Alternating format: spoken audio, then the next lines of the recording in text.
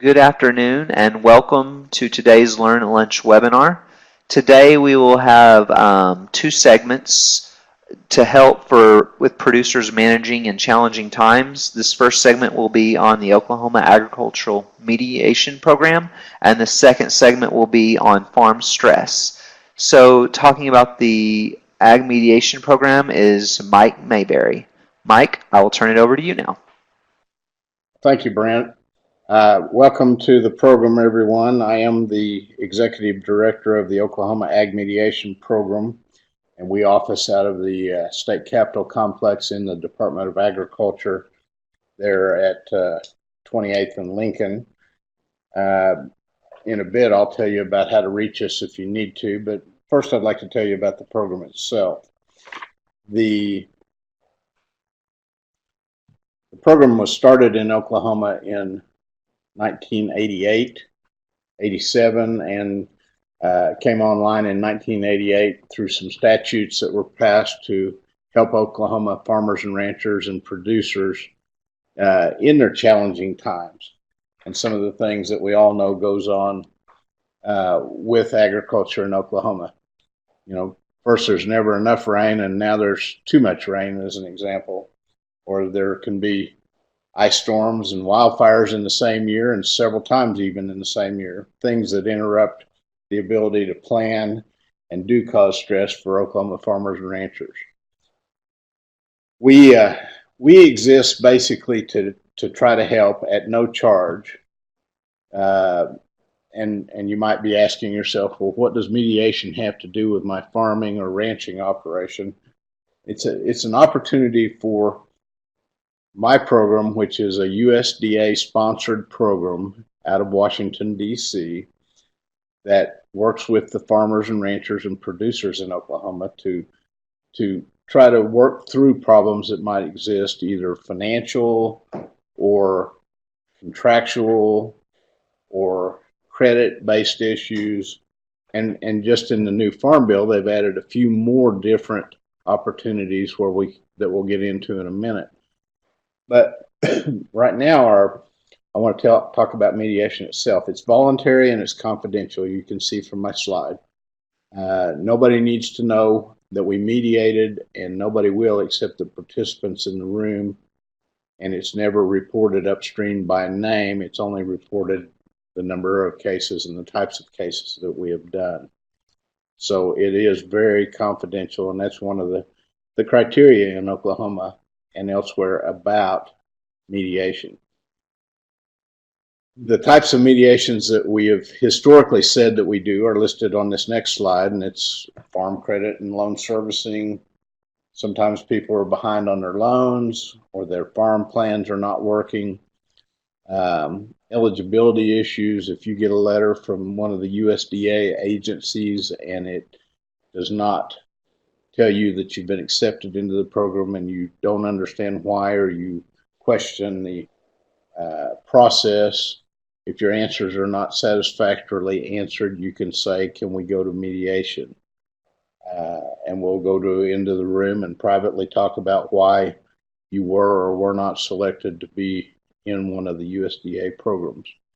The information exchange component of mediation is so important, and even if the answer sometimes is unable to be changed, the information exchange is so good, and usually my producers that I've mediated with come away saying, oh, I know what to do next year when I reapply. To finish this slide and the last two listings here, sometimes those loan accelerations and foreclosures, the sooner you get in for mediation, the better. If you're getting letters from the USDA and one of their agencies, you need to open those letters and read them. One of those letters will tell you that an option is mediation, and it'll have the contact information for my office on the back of that letter. The important part is you have to make application for mediation within 30 days of receiving that letter, or you lose your eligibility to do so. Same way with loan accelerations. Don't do very many conservation contract type mediations, but those are available as well. The new Farm Bill opened up this list of types of mediations that can be done. And those include pesticide issues, and those could range probably as wide as your imaginations, where a neighbor has applied pesticides and it's drifted over, or something along those lines. It might affect somebody's organic certifications. We see that a lot in the East Coast type programs, and there are 41 other programs that do what the Oklahoma program does in those 41 other states. Lease issues is a fairly wide open topic now, but courtesy of the Farm Bill, you can talk if you're having lease issues with your lessor and lessee. Either one of those, we could pick it up and run with it and try to work it out through mediation. Same with family farm transitions. We've been hoping that that one would come into play for a long time, and it finally has done so. And as you might well imagine, that's when the family farm is being transitioned oftentimes to the kids, and some of them are in town, and some of them want to be farmers, and maybe some of them want to live in the city, and all kinds of variations can occur in that situation. Another biggie we think will come into play in the future in Oklahoma is farmer-neighbor disputes. And always before, we've had to tell people that we couldn't do much in that regard, but the new Farm Bill does open up that opportunity. The three words there that say other designated issues, those are ones that can be approved by the state secretary of agriculture.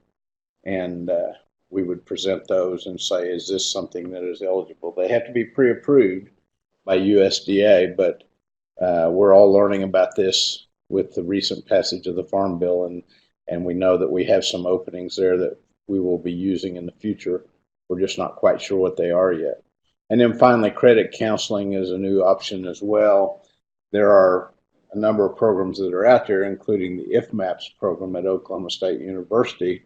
That's been a very good success and a demonstrated program that can help with credit counseling and farm planning.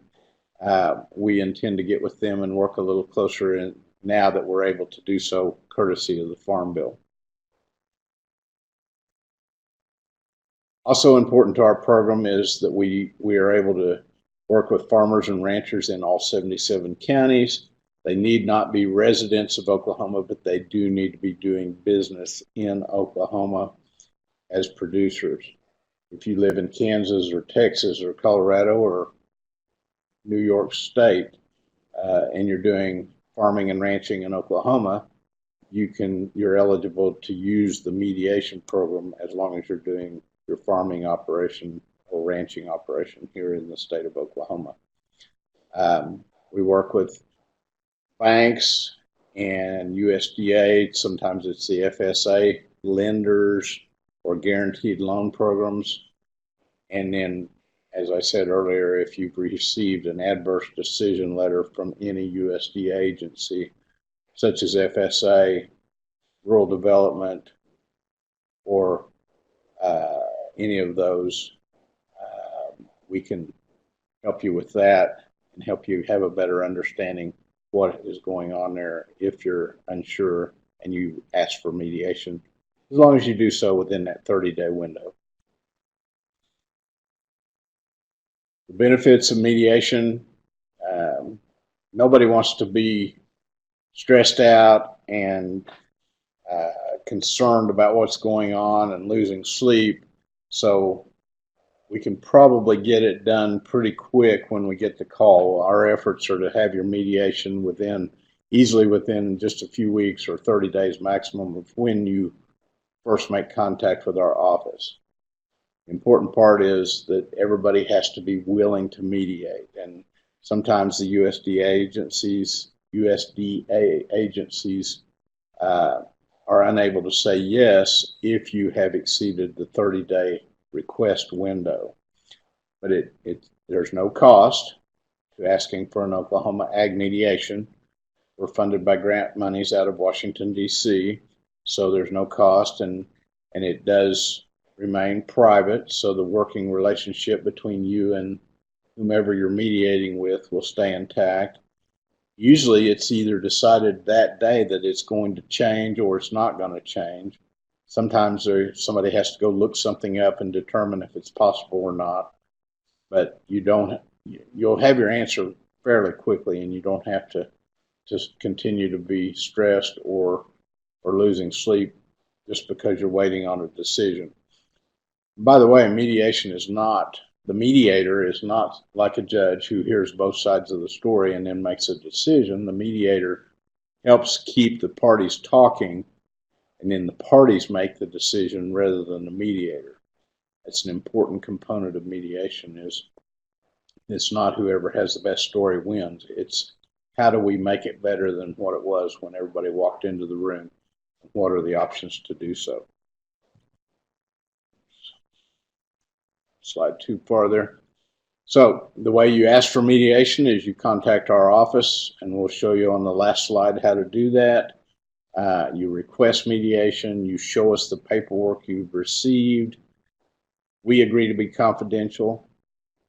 We schedule the mediation with both parties. We usually come to your area if you're a producer and do it in your region or your county or even your city, your nearest city, at a neutral location.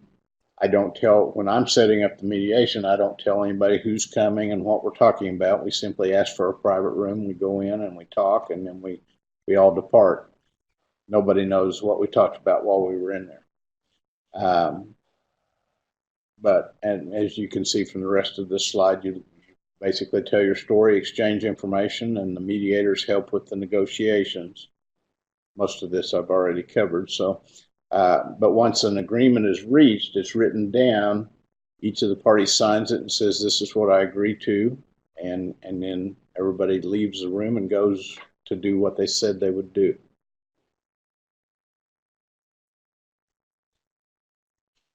I've already answered the question of how much does it cost. It is no charge to the producers or to the parties involved in the mediation. I've talked about where it takes place locally, as close as possible to a neutral location. Can I bring a lawyer or an accountant to the mediation? Yes, you can, if it's necessary and it's helpful to the process. They are bound to the same privacy and the rules of the mediation that say that it won't be disclosed to anybody. And then as to what documents and paperwork you need to bring, you simply bring the things that will help tell the story and help everybody understand why we're having the discussion. How long does it take? Most mediations take less than half a day, a couple of hours, and then we will have sorted quickly through what the real problem is, if there is one, and get it kind of written down on paper, and then we go about how can we solve it, and are there any ways to solve it. So usually the mediation is completed in the first meeting. Occasionally it'll take 2 or 3 meetings if somebody needs to find additional answers to questions before they can proceed.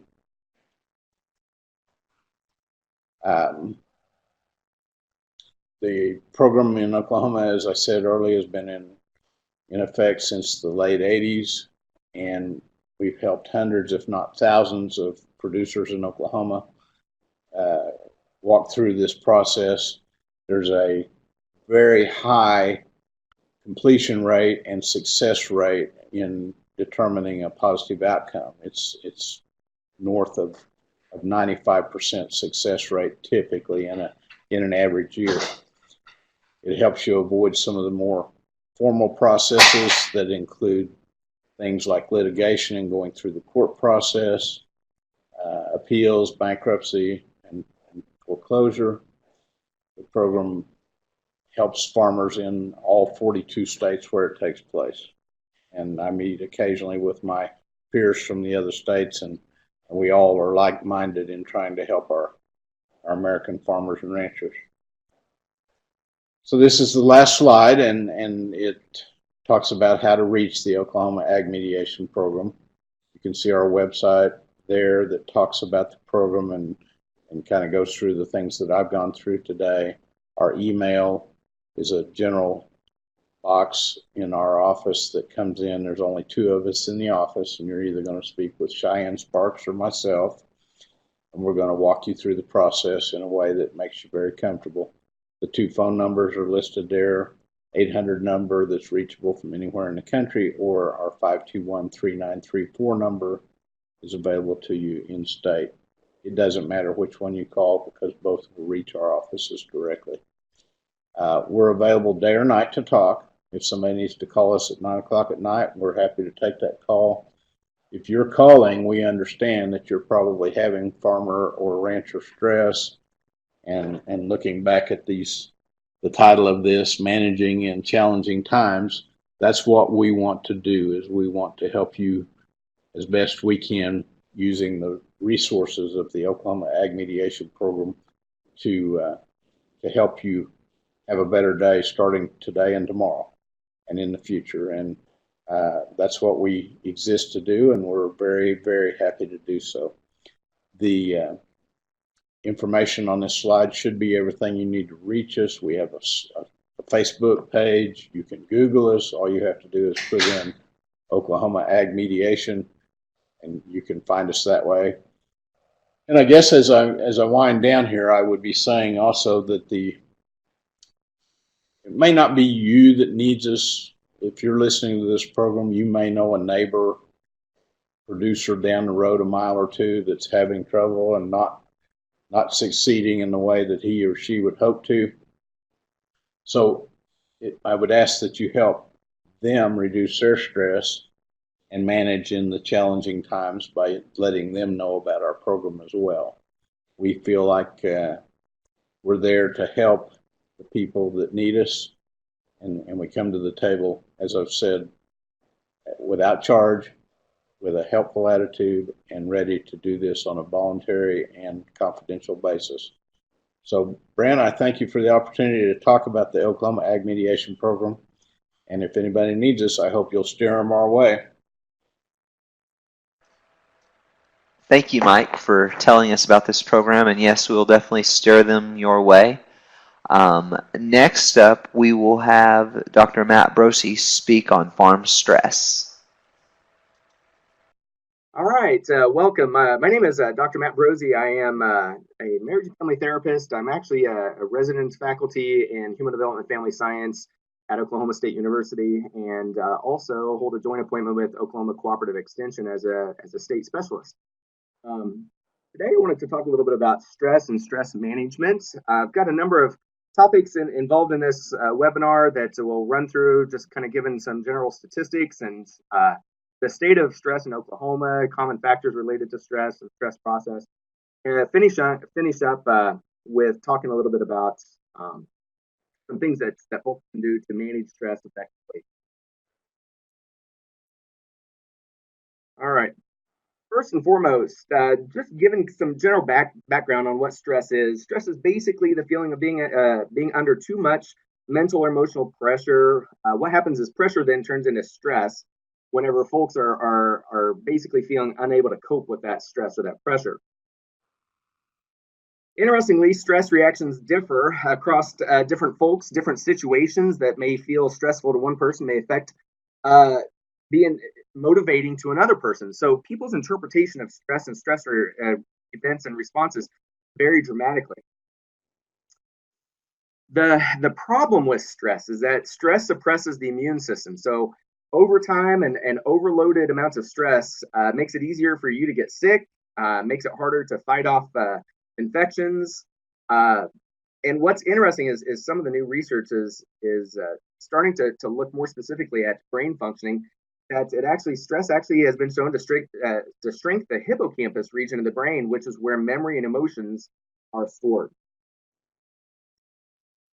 And then last but not least, there's numerous emotional and physical disorders that are linked to stress. Not surprisingly, sleep disturbances are a major factor, but also mental health and physical issues, depression, anxiety, heart attack, stroke, hypertension, disruptions in the immune system, digestive disruptions, even skin responses.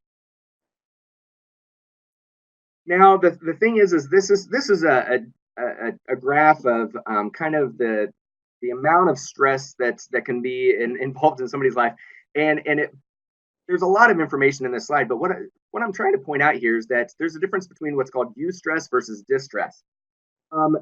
This table kind of or graph kind of maps out poor performance to good performance versus low stress to high stress. And what happens is when people experience low amounts of stress, they oftentimes are bored, because stress can motivate people to perform. It can energize people. It can excite people. It's like stress related to weddings. Well, that's a good type of stress, and so that's what we call eustress, which is an anticipatory factor.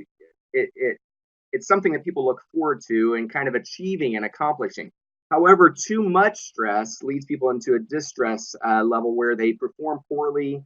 It can become oppressive. It heightens emotions and makes people kind of hypervigilant to additional levels of stress. And it basically invokes a stress response in which people will either fight or flight, kind of they'll shut down emotionally or cognitively not be able to perform at such a high level. Oklahoma is not immune to stress by any means. In general, I've got a handful of categories that we'll talk about different stressors here in Oklahoma. But poverty is a major stressor. In 2015, about 16% of Oklahomans were living under the poverty level, which is about $24,600 for a family of four.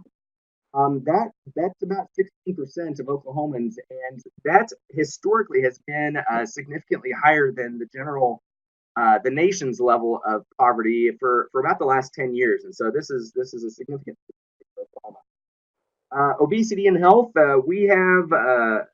Oklahoma ranks about 9th in obesity in the United States, with about 38% of Oklahomans qualifying as obese. Alcohol and drugs, 11.9%, almost 12% of Oklahomans have a substance abuse problem. So that's a pretty high ranking. That leaves us ranked number 2 in the United States in terms of alcohol and drug use issues. And I'll talk a little bit more about alcohol and drug use specifically here in a little bit. But family issues, family stress related to divorce. This is actually my program of expertise. I run a co-parenting through for resilience program in the state of Oklahoma. So when folks are divorcing, there's a lot of things that are happening for them. And even after divorce, we're looking at remarriage, step family stress, things like that. But about 32% of Oklahomans who have ever been married have been divorced. So that's a significantly high rate. And then smoking. Oklahoma is ranked actually 36th in the nation in terms of adult smokers. That rate has actually been reducing over the last couple of years. So there's been a lot of programming and efforts aimed at reducing smoking rates in the United States. But we're still amongst one of the highest rates of smokers overall. Other areas of stress, sex trafficking. Out of about 3,186 sex trafficking cases reported nationally, about 391 of those were reported in Oklahoma, and upwards of about 473 is kind of the latest report. Oklahoma has about 12.2 of the sex trafficking cases in the nation. So we're at a crossroads for sex trafficking here in Oklahoma, simply with the highway network, the way it works. Domestic violence. Oklahoma is ranked 3rd in the nation for women killed by men and single offender homicides. Natural disasters. We have some significant issues related to natural disasters here in Oklahoma. And more than anything, as we have a higher than average tornado rates and higher than average drought conditions as well. So what is a lot of stress on farms, and I worked with some colleagues related to the economics related to farm stress, but the big 5 Ds are death, divorce, disease, disability, and droughts. And with the latest floods, that's taken its toll on families in a different way as well. And then incarceration. We have a lot of issues related to reintegration into society, job issues, incarceration for drug offenses. And as of August in 2017, we had about 63,000 Oklahomans that were in DOC, Department of Corrections systems, which is it's a new Oklahoma record. We have a major problem with incarceration rates, but a lot of this is a systemic issue related to mental health and well-being. And instead of being more proactive, I've lectured on this in different capacities, but instead of being more proactive in addressing mental health issues throughout the state and being more proactive, we're actually in a reactive state in terms of stress and stress buildup and the way that affects individuals in terms of crime. and drug use.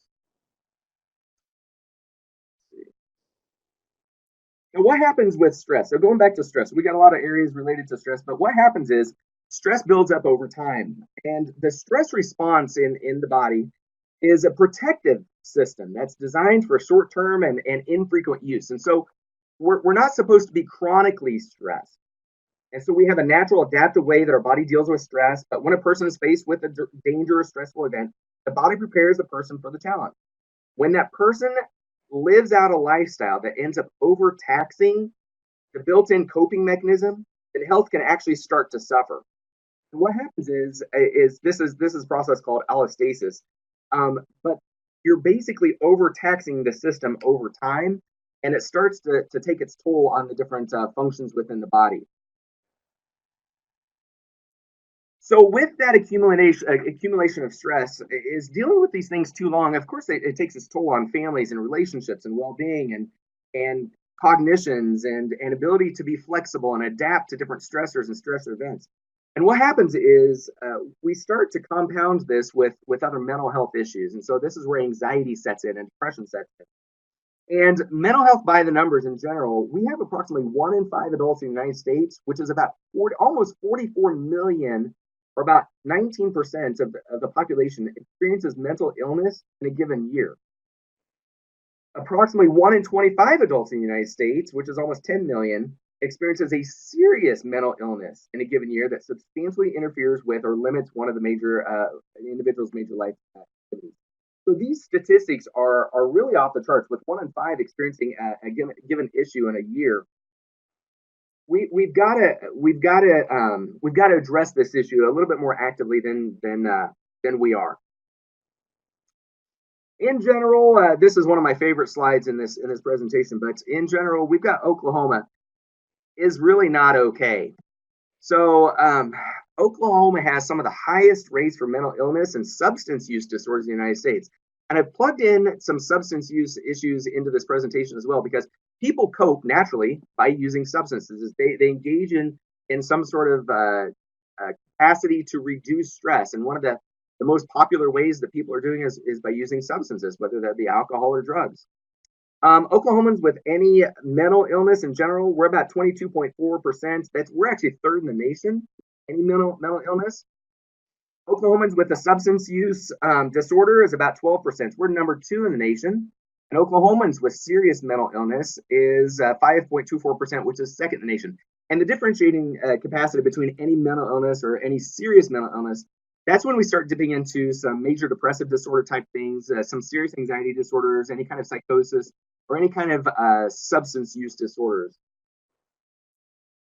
Where that leaves Oklahoma in general is, and this is kind of a reverse versus, hey, we're number 1 versus we're actually almost dead last. So Oklahoma's mental health ranking overall, we're next to the bottom in the nation. Didn't want to leave this presentation without also talking about other ways that folks are coping with stress and the stressor pileup. We've got some real opportunities in the state and actually in the nation to deal with rural mental health. It's one of the most growing rates of issues in the United States and in rural Oklahoma especially. We're seeing folks that are using substances more actively in rural communities than in urban. We're seeing suicide rates in rural communities spiking higher than in urban areas as well. So we've got some work to do. In general, suicide is the 10th leading cause of death in the United States, with about 44,000 people per year. This is twice the rate as homicides. In the United States, suicide rates are higher in rural communities than in urban communities. This is a CDC stat. Rates of drug overdoses in rural areas surpass those in urban areas as of October in 2017 as well. Suicide is the 3rd leading cause of death between ages 10 and 14, and the 2nd leading for ages 15 to 34.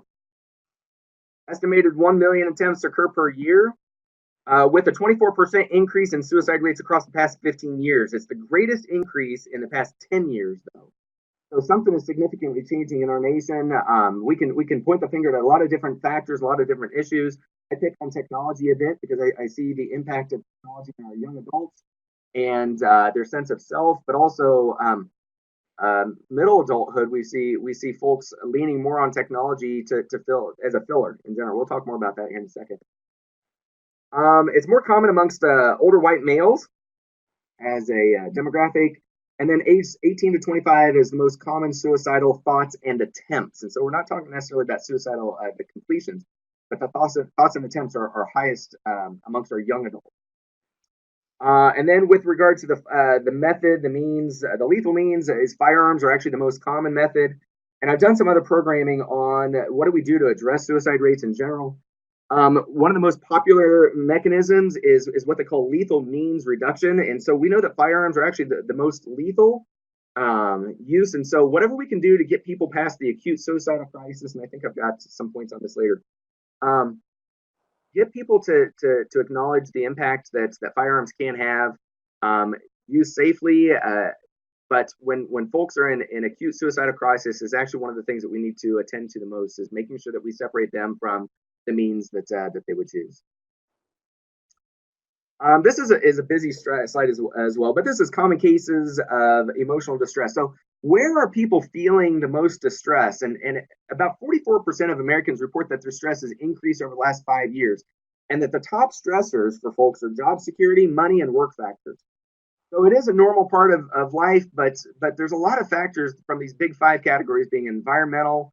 We've got career issues or finances. We've got family issues, whether that be different transitions or job changes. We got different events that people are coming to in life, and this is that kind of that chronic stress or stress buildup process that you need to attend to. Health issues are something that you never want to forget about. Any kind of injuries or chronic illness or any kind of mental health issues, those are those things that add significant degrees of stress because it's a compounding effect. If you don't feel capable of addressing those issues that are chronic, then it leaves people feeling helpless and hopeless. And then any kind of interpersonal issues. So we've got sexual identity issues, loneliness issues, depression, relationship issues, things like that. A lot of different factors related to different categories of stress. So I said before, one of the areas that people are shifting to in order to deal with stress is prescription drugs. And there's a significant issue related to just prescription drug misuse as a stress reliever. But I'm not focusing on opioids yet, but I will. But prescription drug misuse is basically any time that you take a prescription medication in a method other than what it was intended for. And a lot of people are taking a prescription drug to get high or to stay numb. And we'll talk a little bit more about how people fall into that cycle. But prescription drugs in general, it's the misuse factors is the thing that we're talking about. What happens though is opioids have gained a lot of attention for a lot of different reasons, as historically been being advertised as being non-addictive.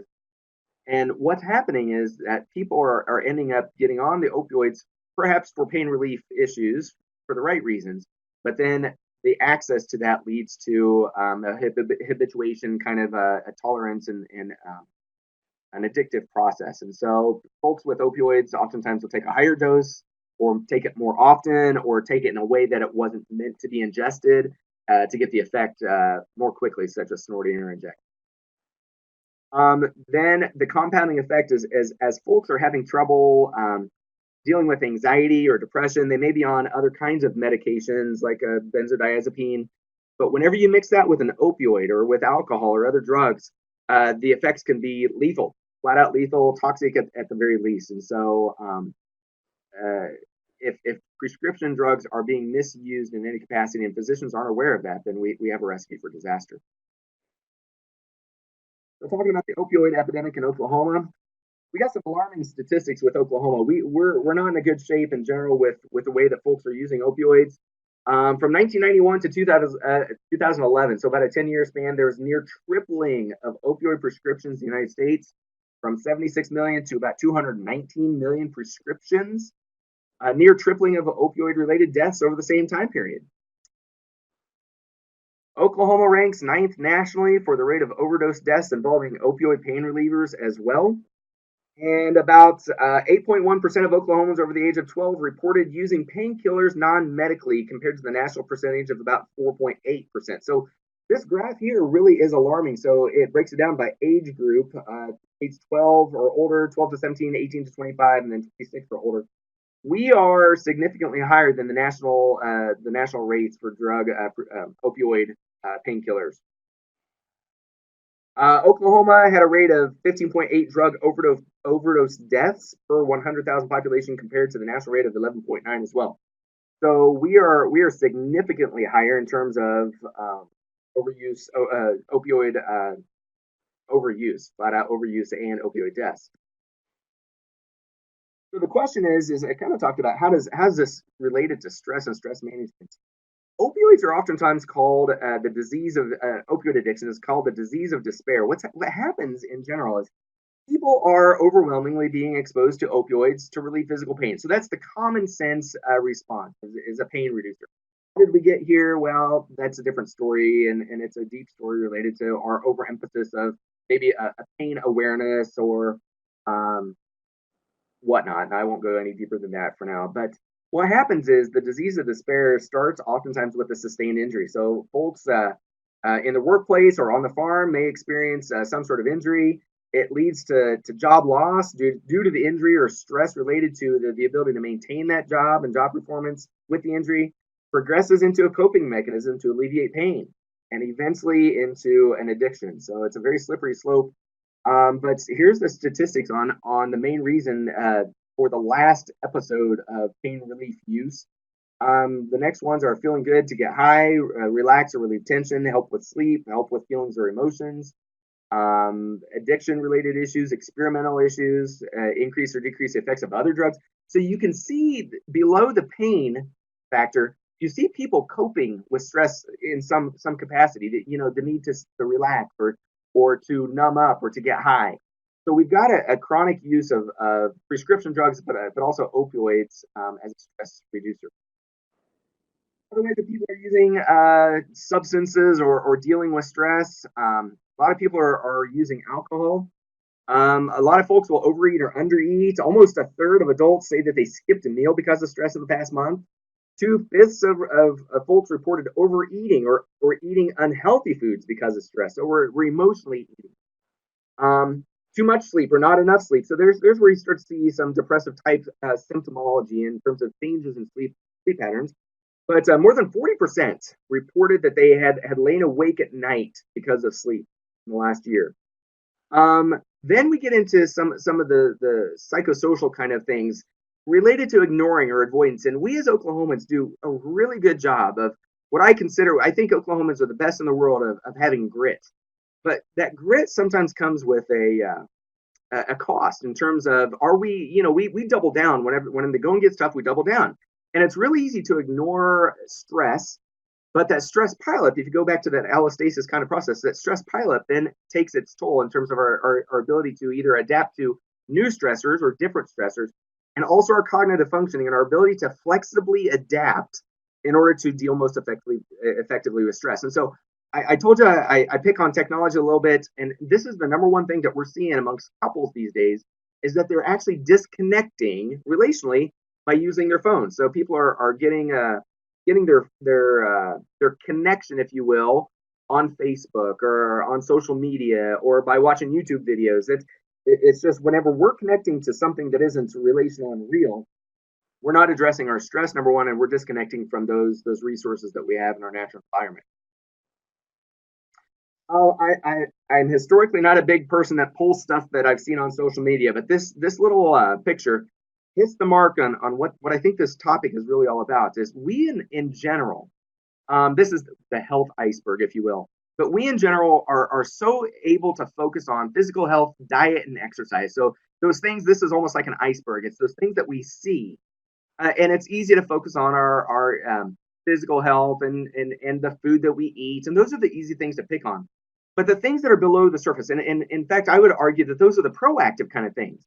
The things that are below the surface are the chronic stressors related to our emotional well-being, our spiritual well-being, chronic mental health issues, chronic stress, complex traumas, the baggage that we bring from our own families of origin into our current relationships, and the way that we parent, and the way that we respond to new stressors, even social health in our communities or occupational health. And so there's a lot of things that I believe that we can do within our rural communities and in creating a greater focus on mental health and well-being and raising mental health awareness in general. We got to start talking about what depression is and what anxiety is.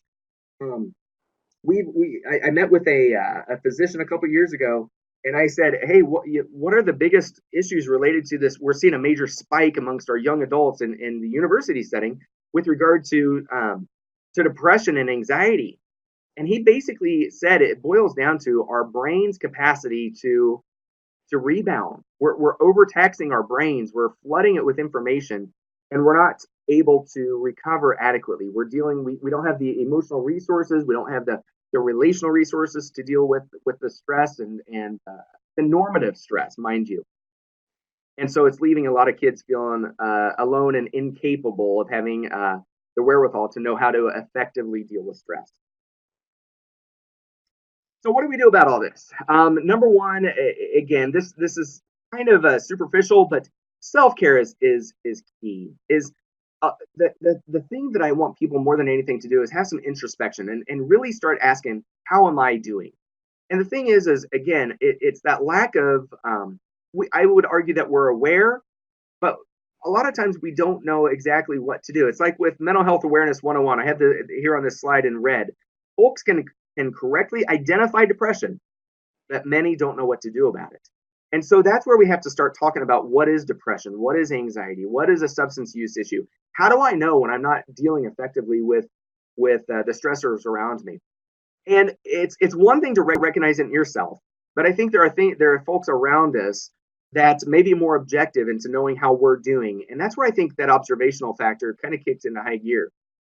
In other words, how are the people in my life doing? How can I recognize whenever they're on their A game, whenever they're not, whenever they're shutting down, whenever they're more isolated, whenever they're not communicating effectively?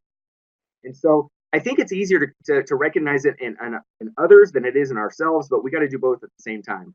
And then while we're also integrating care and increasing education and awareness into our communities, into our families, we've got to start recognizing stress in our families and our children, giving them the emotional resources to identify their feelings, to be able to express their feelings. And I likened this process to kind of a tangential opportunity. Well, I'll call it an opportunity.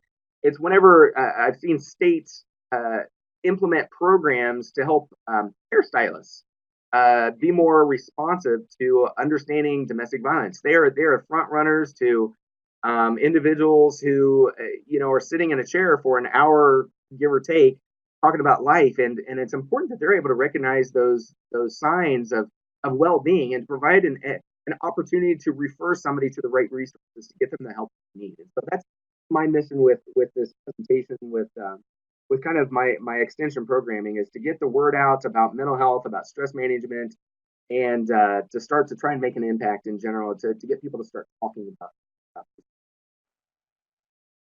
Some of the other things that you may want to be aware of that you may be doing that take up your time but don't really support self-care. And these are those things that I call your fillers, your isms. And so it's like alcoholism, right? Is an easy one to say, well, yeah, maybe I'm drinking too much to numb up, to deal with the stress. But there are other isms in our life, like workaholism. And there's a lot of other addictions that people may struggle with, that technology, video gaming. There's a lot of things that people are checking out with that become fillers in their life, as opposed to reaching out and connecting with relationships that are real. Do something new. Get involved in something you love. Connect with others, people that motivate you, that can normalize and validate you. And again, going back to technology, turn off yours and other cell phones. And I've got a study out right now in which we're looking at couples and their use of media simply around the evening time, the bedtime, their bedtime routines.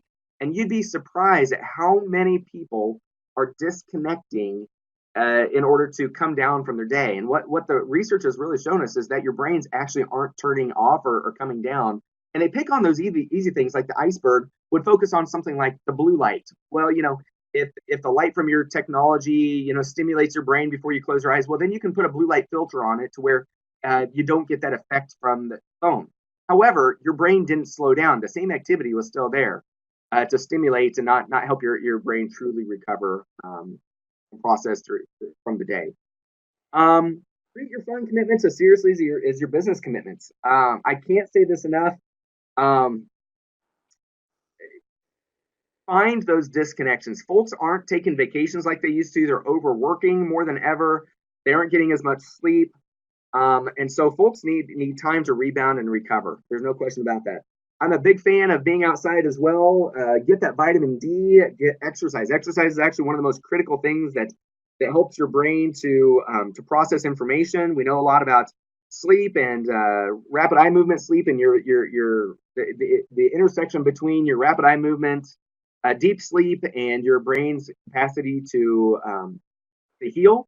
And newest research is saying if you're not getting that sleep, you're not getting the REM sleep, and your brain functioning and capacity is going to be limited because of that. And then mindfulness. So there's a lot of exercises out there that people can engage in to help focus their attention, to help relax their breathing, to quiet their mind. There's a number of apps and that is the twist in all of this is here I'm promoting an app that you can download to your phone. However, we're on our phones. We're in a technology driven world right now, but within limits. That's the whole point with all this. But the apps that I would recommend, there's one called Headspace. There's another one called Calm. There's another one called Mindshift. And all these apps, what they do is they're aimed to help people to slow down their breathing, to take deeper cleansing breaths. And what happens is that those deep breaths actually saturate the brain with oxygen, and it helps to stimulate blood flow, and ultimately it's a good thing for your entire system. And so the newest research is actually showing that these aren't just cheesy things to help kind of get you distracted, but the research is crystal clear that they have the capacity to actually affect long-standing physiological reactions and to truly help people deal effectively with stress. I didn't want to leave this as well without talking about suicide. So a lot of folks, for good reasons, should be passionate about this, and so I want to make sure that people have the tools and abilities to deal with either their own issues or those in their lives that they care about.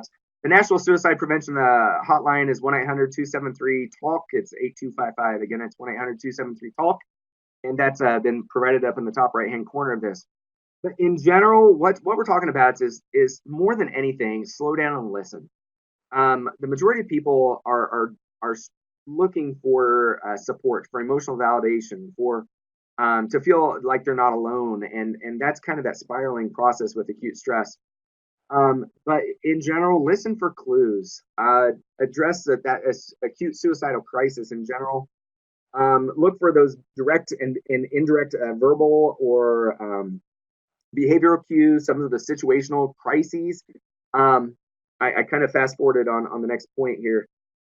Just like hairstylists and domestic violence, I think that we have a vast range of people related to farm communities and farm families that I think we have an untapped resource in front of us with our church systems, our religious institutions, with our business and ag lenders, with a whole range of folks that are in our natural environment. That if we got the word out on understanding what an acute suicidal crisis is and stress and the stress management process and mental health issues, I think that it would go a long way to helping folks get the resources that they need. I'm a big proponent of ask the question, don't wait, be persistent. Understand that folks may have some privacy issues, some fear, some embarrassment related to it, but the bottom line is asking somebody if they've had thoughts of hurting themselves is less important than how you ask it. It's how you ask is less important than that you ask it. That's what I'm trying to say. So just simply asking it can help folks go, avoid minimizing or judging. A lot of times people will blow it off. It's challenging to address suicide and to know exactly what to say. But we're a lot of us are eternal optimists, and so you hear things like, "Oh, things can only improve from here. It can't get much worse." And for somebody who's dealing with some acute stress, that may not be helpful for them. Or to judge or inadvertently perceive them as being weak and they don't have as much grit or to minimize it by saying they may not have prayed enough about this or all they need to do is pray. And I'm a pretty religious guy, but helping somebody to process through kind of those negative beliefs that they have about life or about themselves That's what it's really all about. Question. Ask the questions. So less direct approach is, have you been unhappy lately? A more direct approach is, have you thought about hurting yourself or ending your own life? Um, Part of questioning is assessing their plan. Also, how, when, the means to complete it. Do they have a plan? And when folks start to describe a plan, then we've taken it one step further, that they're actually contemplating, they've developed a means to complete the task. That's pretty significant time to get them to some help. So persuade. I'm a big person about persuading. In other words, will you go with me to get help, or will you let me help you get help? And I talked earlier about lethal means reduction. The idea is that we're trying to reduce the access and methods while getting help and the duration after. So in other words, reduce the access to that lethal mechanism within their plan. And so if it's the car keys, if it's a firearm, if it's drugs, you name it, even alcohol. The goal is to minimize the lethal means during this acute suicide crisis. That is what we're talking about. And then refer. Help find somebody who can help, and any willingness to accept help at some time, even if in the future, is a good sign. So that's kind of a wrap up for the presentation. I appreciate you listening in, and I tried to keep it kind of short and brief. My name is, again, Matt Brosey. I'm here at Oklahoma State. If you have any questions, certainly you can reach me by email. My email is matt.brosey. It's matt.brosi at okstate.edu. And the next slide, I've got a survey for you. If you would do us a favor and complete this survey for this webinar at this address, we'd appreciate it.